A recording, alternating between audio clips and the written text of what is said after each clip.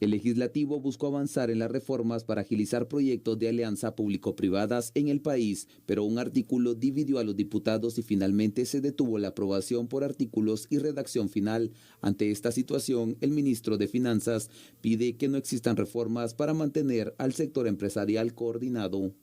Reiterar la posición del presidente Arévalo y la posición mía como presidente de CONADI. Yo he solicitado que no haya ningún cambio en la forma en la que en este momento está constituido el Consejo de Alianzas Público-Privadas. El presidente del Comité Coordinador de Asociaciones Agrícolas, Comerciales, Industriales y Financieras, Charles Brand, dijo que es importante que el sector privado tenga representatividad. El sector privado, si es bueno para el desarrollo de la economía, y es mejor que una entidad que representa a gran parte de la economía, el 80% de los impuestos. Entonces, creo que esa representatividad es importantísima, especialmente para la toma de decisiones. La iniciativa en discusión es la 6433, Ley de Alianzas para el Desarrollo de Infraestructura, conocida también como la Ley de Anadie, que fue aprobada en su tercera lectura el pasado 2 de septiembre. Muy bien, es importante entonces poder tratar este análisis y hablemos entonces sobre esta ley, la ley de Anadie, que se trata de las alianzas público-privadas. Ya el Ejecutivo y la iniciativa privada han señalado de hecho que no es necesario realizar cambios al proyecto de ley y pues es un tema que recordemos se está abordando en el Congreso de la República, que se busca hacer modificaciones necesarias o no necesarias. Creo que es importante mencionar que los sectores involucrados pues ya se pronunciaron, ¿no? Entonces sería también importante poder conocer cuáles son sus puntos de vista o por qué ellos consideran esto, y esto debería ser parte del análisis para hacer reformas a las leyes, escuchar a los sectores involucrados, que eso me parece interesante. Totalmente. Mira, una ley de esta categoría es elemental para nuestro país. Hay que tomar en consideración que cuando hablamos justamente lo que teníamos en el bloque anterior, atraer inversión, generar inversión. Si usted hace un estudio de la reciente historia de nuestra Guatemala, pongamos unos 10, 15 años para atrás, por ahí por el 2010, cómo Guatemala estaba en materia de inversión, por ejemplo, en el tema de la infraestructura vial. Y lo analizas 15 años después, del 2010 para acá, 15 años después, ¿qué tienes de diferente? No hay nada. Guatemala, este esquema de alianzas público-privadas es realmente uno de los espacios pendientes que las distintas gestiones a nivel del legislativo y del ejecutivo han tratado de potenciar desde hace mucho tiempo, y por X o Y razón, pues normalmente traducido en intereses de algunos sectores, de algunas personas, pues no ha avanzado. Cuando hablamos de la necesidad de tener más inversión en todo lo que alimenta a nuestro país en función de dar esa buena tarjeta de presentación, esa buena carta de presentación, no solo al inversionista extranjero, sino que incluso al mismo ciudadano, la misma ciudadana, es una tarea pendiente que realmente se traduce en ineficiencia, en ineficacia, en falta de competitividad, y todo esto va amarrado a que se le deja al Estado muchas veces la forma de inversión para todo el esquema de mejorar la calidad de vida de todos nosotros como ciudadanos y ciudadanas en exclusividad.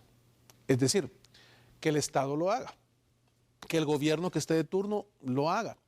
Ahí que vean cómo levantan y suben los espacios de licitación y veamos qué es lo que sucede para mejorar este ámbito de salud, el ámbito de educación, el ámbito del agua, que son espacios muy importantes en esta ley.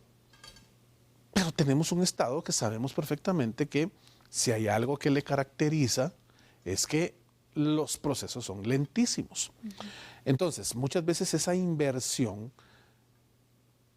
del sector público con el sector privado podría generar cambios sustanciales, Andy, para la vida que estamos acostumbrados en Guatemala a tener nosotros, quienes vivimos en esta bella patria, de ver que tienes las mismas carreteras desde hace 200 años. Que te das cuenta que cada vez ingresan, por ejemplo, más vehículos, ¿verdad? Ya ingresaron más, 6.2 millones, imagínate. Ese dato que Sandy le comparte es para que se nos paren los pelos de punta. Y cada vez, cuando se analiza semestralmente cuántos vehículos nuevos hay, yo me pregunto en qué momento va a llegar ese punto en donde hoy ya no cabemos. Ya no cabemos en las calles. Hoy todo el mundo tiene un vehículo, sea una moto, sea un pick-up, sea una van, sea un carrito, lo que sea. Todo el mundo tiene un carro. ¿En qué momento va a llegar el punto en donde de verdad ya no quepamos? Hoy ya no cabemos. Te haces 2 horas para recorrer 5 kilómetros. Es algo ridículo. Sí. ¿Y qué pasa con la inversión estatal para ampliar, mejorar todo el mecanismo de cómo podemos movilizarnos? Mira lo que sucedió ahorita en Zona 2 con el accidente de esta pipa que llevaba este combustible, que realmente tiene preocupadas allá las autoridades y a la gente que vive ahí por el Sauce. Ojalá que esto no vaya a repercutir en daños y problemas más severos. ¿Pero por qué se da? Porque el periférico tienes que conectar ahí por el Sauce, salir a la Martí para, boom, despegar y salir allá por el Puente Belice e irte a la ruta hacia el Atlántico. Es la única ruta. Teníamos aquella salida del Puente Belice 2, ¿te recuerdas? Se quedó parado, no se hizo nada. ¿Cuántos gobiernos llevamos hablando del famoso anillo metropolitano, verdad? Que podría venir a paliar esta situación que vivimos en Guatemala en materia de falta de lugares para movilizarnos. Así es que es necesario. Sandy, todo lo tiene que hacer el Estado. Entonces, tener una ANADIE que realmente pueda potencializar el trabajo y las alianzas entre lo público y lo privado puede venir a satisfacer un montón de aspectos que aún siguen siendo facturas pendientes para nosotros, el pueblo de Guatemala. Y ante todo esto que nos has expuesto, que creo que es un análisis bastante certero, bastante completo que nos has regalado, Fernando, la pregunta aquí es, conociendo entonces estos beneficios que ya Fernando nos mencionaba, nos apuntaba muy atinadamente, ¿por qué es que proyectos como estos pues no tienen mayor interés en que vayan prosperando, en ir generando los espacios, el marco legal y poder entonces poner esa piedra para que se vaya construyendo todo este proyecto que tú muy bien nos has ido mencionando? Ese es el tema, ¿por qué no hay una priorización de este tipo de proyectos que son necesarios y que al final pues se van quedando en el tiempo? Porque de verdad con esta iniciativa, con este proyecto ya llevamos varios tiempo y no se logra avanzar. Entonces, ¿qué está pasando? ¿Cuál es la prioridad que se tiene legislativa? Y ahorita se paralizó en la parte de la lectura por artículos. Imagínate. Y ahí es donde se estacionó y no pasa. Tú acabas de dar el concepto. Es ese proceso legislativo que es tan complicado. Y, a ver, ¿por qué esto no ha avanzado en los últimos años? Sandy y yo, cuando estamos en el trabajo de estos análisis, llegamos a la conclusión en no sé ya cuántas ocasiones, que muchas veces lo que se paraliza en el país es por falta de voluntad política. Totalmente. La voluntad política, amigo y amiga televidente, es como cuando usted ha visto en esos videos, en esos dibujos, en esas caricaturas, que vienen y hacen con un gran palo largo, una palanca para levantar un peso muerto que está acá, y ese apalancamiento, pues de alguna manera hace que las fuerzas que se necesitan para mover ese gran peso se reduzcan a la mitad o menos de la mitad, por el simple hecho de conocer la física que se interviene ahí para moverlo a través de la palanca. La palanca es lo mismo con la voluntad política. Tenemos un peso muerto en el país. ¿Y cuál es el peso muerto? El no avance en un montón de factores. Yo le pongo otro ejemplo. Nuestro aeropuerto.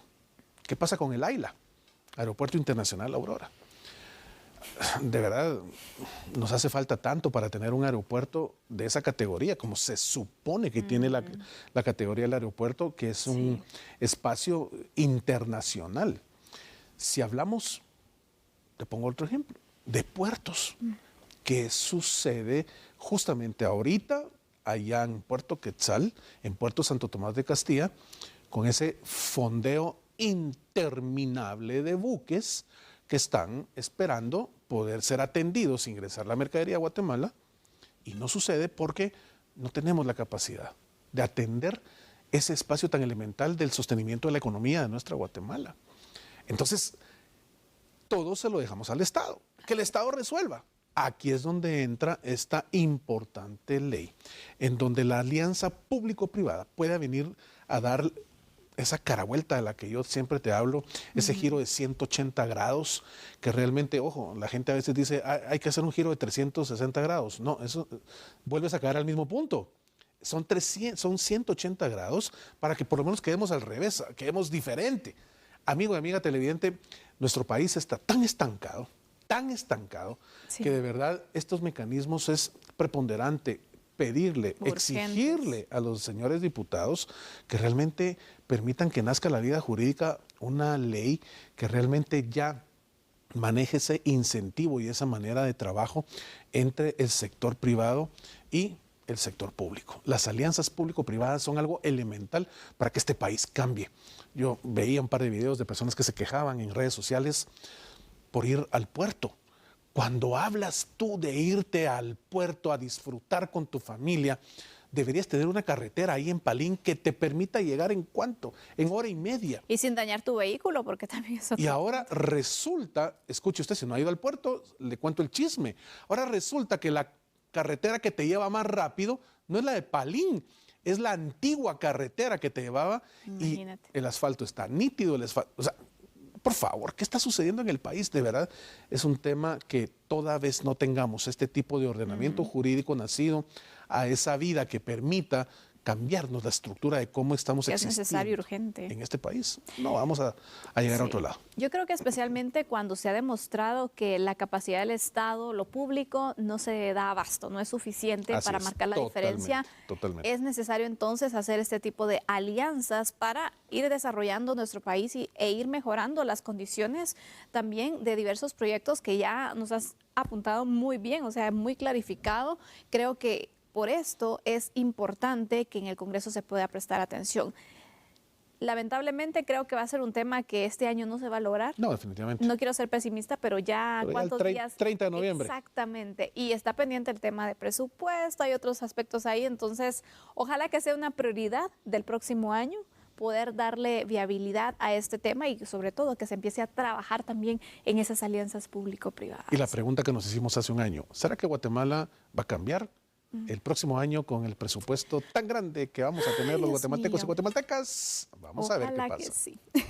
Con esto cerramos el análisis. Fernando, es un gusto siempre poder compartir contigo este espacio y bueno, haber compartido la semana, mire, se nos fue súper rápido, sí, pero eso sí, con temas muy interesantes que hemos abordado aquí en A la Medida. Feliz noche. Gracias, Andy, te deseo un excelente retorno a tu hogar, buen fin de semana. Gracias. Y para usted, amigo y amiga televidente, lo mejor, toda clase de bendiciones, disfrute a su familia, disfrute esa comida tan deliciosa de noviembre y diciembre, cuidado con el peso, no vaya a ganar mucho peso y no cambie porque regresa mi distinguida colega con la información acá en A la Media. Vamos a la pausa.